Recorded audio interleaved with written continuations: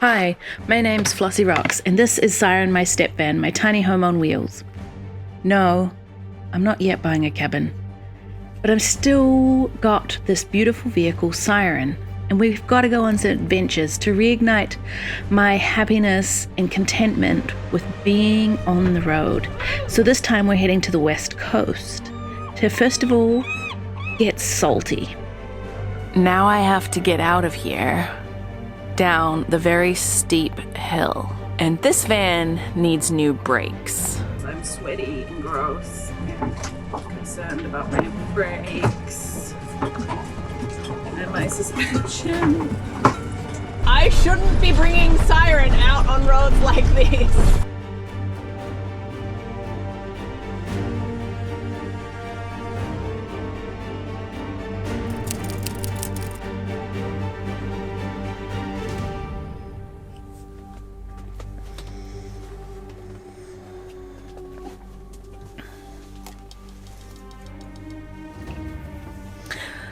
Good morning. Well, today's exciting. The van's a mess. But let's go to the beach. I feel like I haven't been to the ocean in a couple months. I mean, I've been, but I haven't been to the ocean to be in it, around it, hang out, sleep by it. And I have the opportunity today. And I'm gonna go, and I don't quite know where I'll end up, so let's just head west. Yeah! Finally! I set out with nothing but a restless soul, a heart unmarked but yearning to be whole. The road ahead unknown yet full of grace, each step a story, each mile a new place. Through winding woods and ancient skies, I meet the world through a stranger's eyes. Their smiles like sunshine, their words like songs, 1,000 lifetimes in a moment's throng. I taste the spice of foreign air, breathe the sense of places rare. With every sunrise, a chance to grow, a bit more open, a bit more aglow. I've seen the dance of colors bright in markets and forests alive with day and night. I feel the warmth of hands unknown in every corner. I find a home. But oh, the longing when it's time to leave, to part with places that made me believe that in every goodbye there's something gained, in every lesson learned a new heart unchained. And though I wander always unsure, I find a piece of myself in every new door. For each journey molds me, each path apart, for a love of the world that beats in my heart. So I travel not to escape, but to find the pieces of myself I left behind. In the lands I leave, the faces I meet, in the quiet moments where hearts and horizons greet. You can find more at Ugly and Traveling.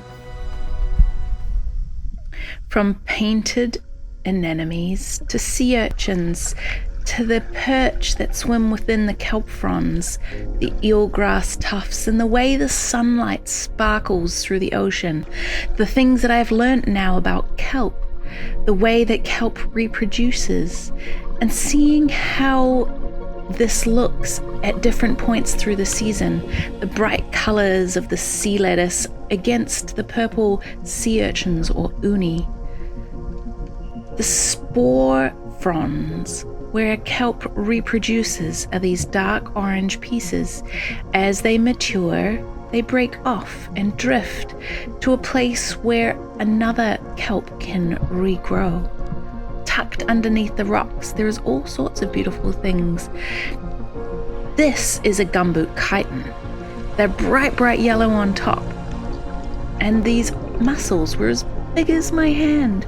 Incredible, really. And then if you stay very still, the perch will just think you're a log and become curious. And it shows that when you are still in nature, nature becomes less afraid and you can all be together, experiencing it as one. It feels like I'm flying through a forest with the fronds towering high above me. I'm at slack tide, so there's not too much current in this protected bay.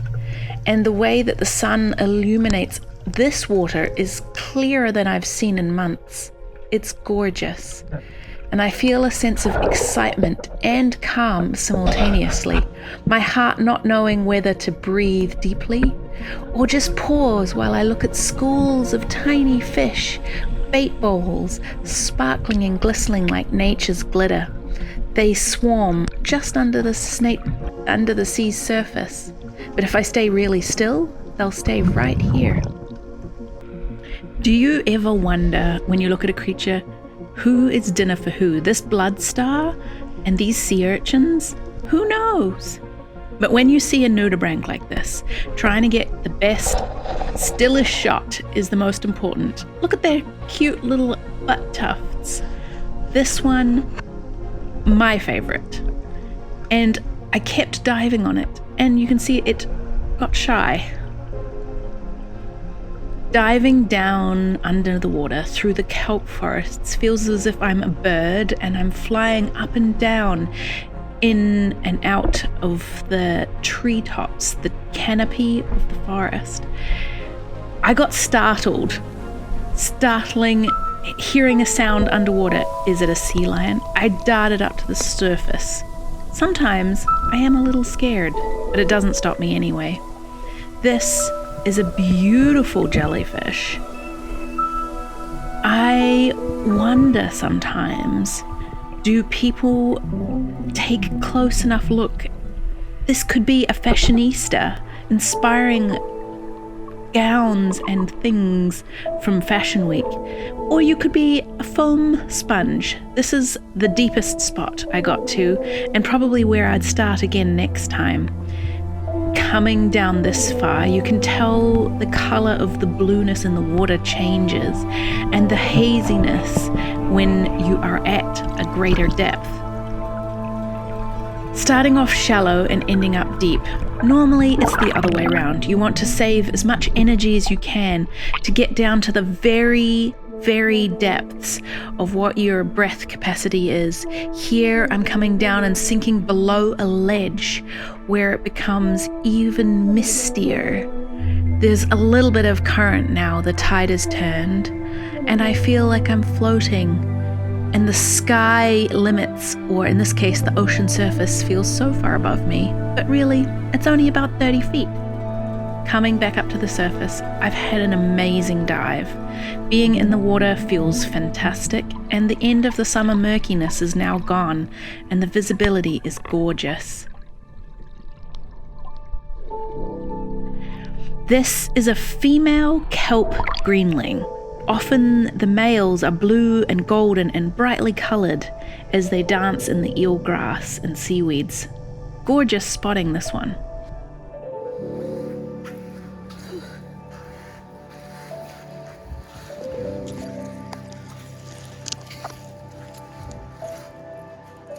Wow, so pretty. I'm quite tired. Now it's a long walk back to the van. With my body tired and my salty ocean desires satisfied, I took the long hike back to the van, stopping only to take in the glorious pleasure of looking at mushrooms, admiring the trees in the skies, and my tiny house as it's nestled into the trees, the sound of seagulls and the ocean waves calming that restless spirit within me as I checked out the boats. The next morning, I had driven to the top of the mountain for a quiet sleep up a forest road. So quiet. Beautiful, rested, and sleepy. It was mid-morning, and I needed to get going as I had a long adventure planned to go somewhere really beautiful, to take a look at one of British Columbia's largest old-growth trees. There's bear poo just down that road. And right here behind my van,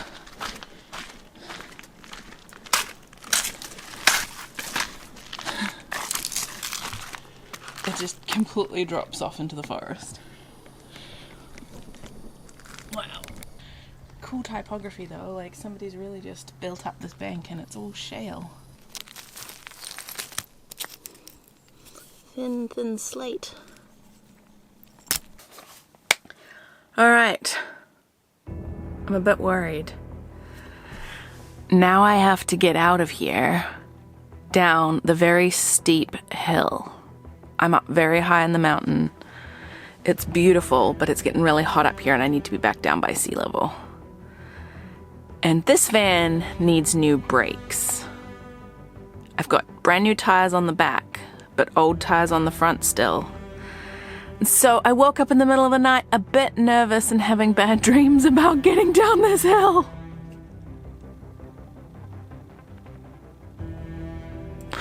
Oh God. Okay. We can do it. I'm a bit nervous, but I think we can do it. Okay, little tires. We're gonna get safely down this hill. You got me. We can do this. Unlike these bad boys, which I am so happy and grateful to have now.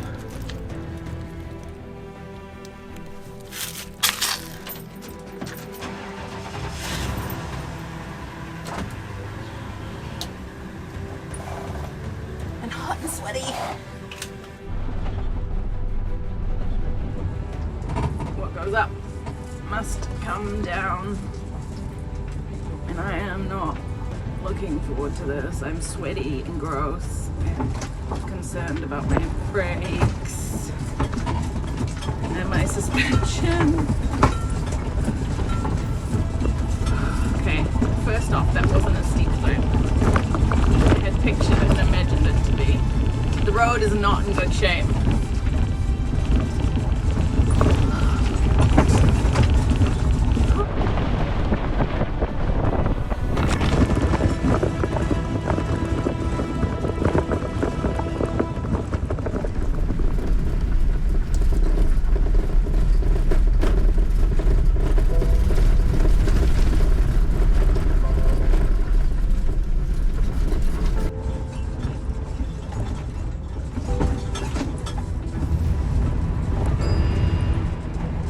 Like that moment when you look forward and you can't see, the road just kind of ends and you can't see past it. It's like, ah, how steep is it gonna be?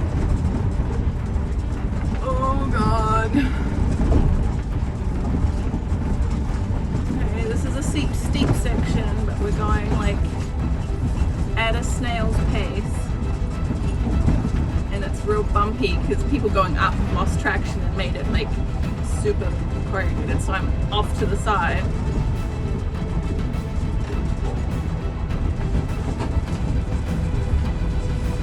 I'm sorry, brakes. I'm so sorry.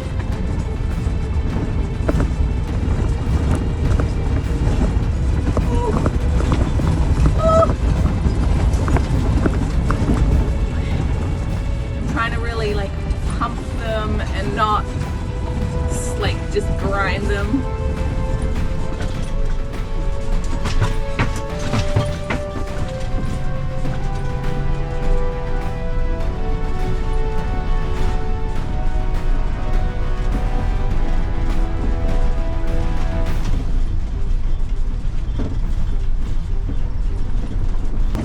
Some of this looks way steeper going up than it is coming down, and I mean I'm going way slower because of all the potholes that I have to navigate. But we're still up really high above sea level. Really makes a difference when you're in a heavy vehicle versus if you're in, I don't know, like a pickup truck or something. This van weighs almost 5,000 kilograms, so she heavy. So I gotta be very delicate with my brakes. Such a washed out piece right here. Ooh, we're sliding. Sliding!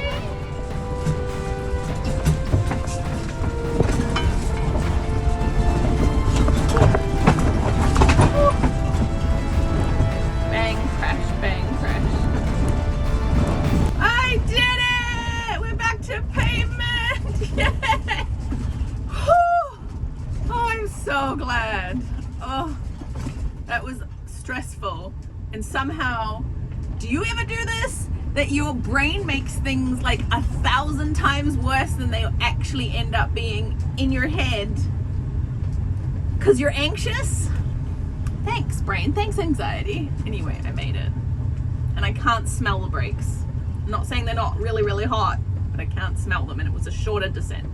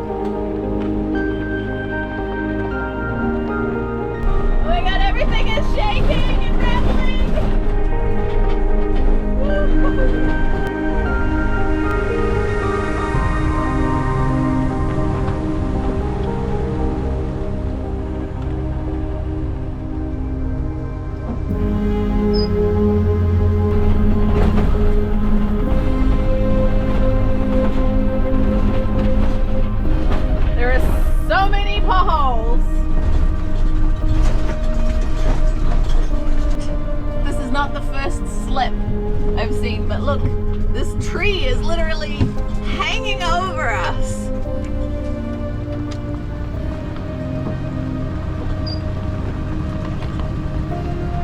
Whoa, that's crazy.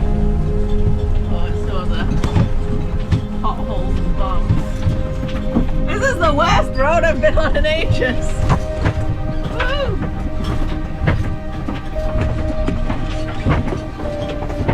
The fact that I have caught up to this kind of very tall-wheeled, four-wheel drive looking vehicle tells you that I shouldn't be bringing Siren out on roads like these. This is hilarious. Well, now we walk. I got quite far in the van. Everything that could fall down and fall over and fall off or slightly break has inside the van. And now we walk for a kilometer and a bit because this kind of road is, I don't know, it's probably even worse, but it's narrower and there are trees. So everybody has parked up there. I'm not the only one coming up here, but it's exciting. I'm going to see the old Lonely Doug is what's out here, what's drawing everybody out to see what's going on. I'm sure one day if I had a more 4x4 kind of vehicle, smaller, I would absolutely take this road. It looks fine, but not on my big beastie. And I am acutely aware that my construction skills are showing in the fact that I am rattling everything apart. Everything is slowly crumbling inside the van because of all of the twisting and bouncing we're doing on roads like these. So it feels fitting that it's time to A, look for a boat, and B, hopefully find my tiny cabin. That the chapter in my life where Siren is my main mode of transport is possibly approaching a close. I don't know, and I have no idea and no control over how long this process is going to take me and what is all involved. It is rather frustrating, but here we are, and you're coming along with me for the journey. And today was all about getting out and back in nature and having an adventure. I have not done many of these lately. I have been really not driving very much because that van takes a lot of money and gas. The less I drive, the more money I can save, and I've been saving a lot. Every single penny. We're getting there, so thank you.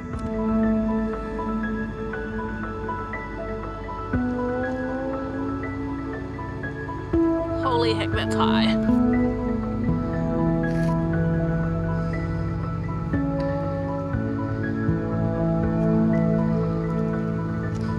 I feel like I'm in a magic circle.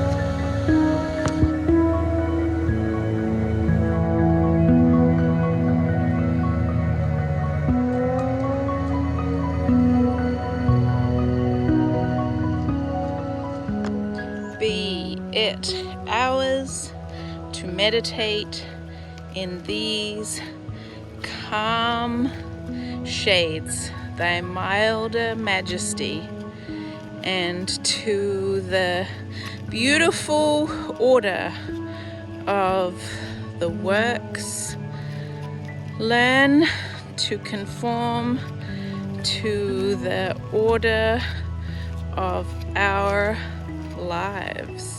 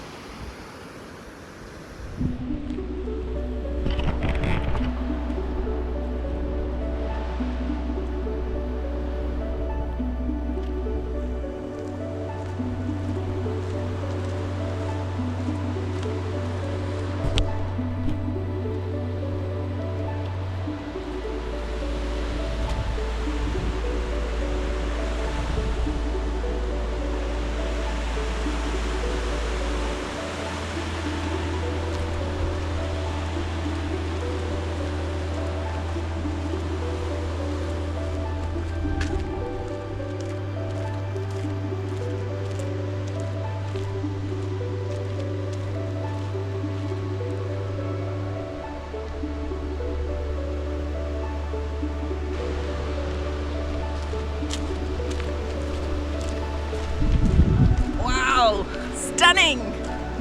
Wow, the majesty of being out here has been absolutely worth it. Holy moly.